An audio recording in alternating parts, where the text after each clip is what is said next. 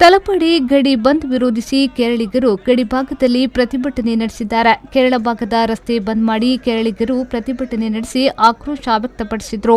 ಕೇರಳಕ್ಕೆ ತೆರಳುವ ರಸ್ತೆಗೆ ಅಡ್ಡಲಾಗಿ ನಿಂತು ಪ್ರತಿಭಟನೆ ನಡೆಸಿದ್ರು.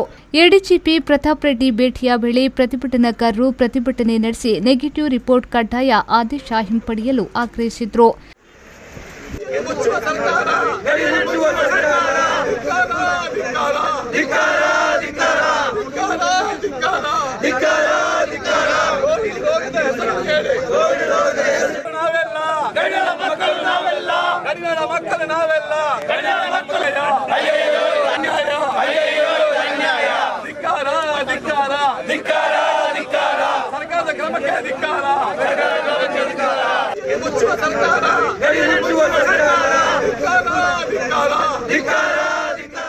ಸದ್ಯ ತಲಪಾಡಿ ಗಡಿಯಲ್ಲಿ ಕೇರಳಕ್ಕೆ ತೆರಳಲು ವಾಹನಗಳು ಸಾಲಾಗಿ ನಿಂತಿತ್ತು.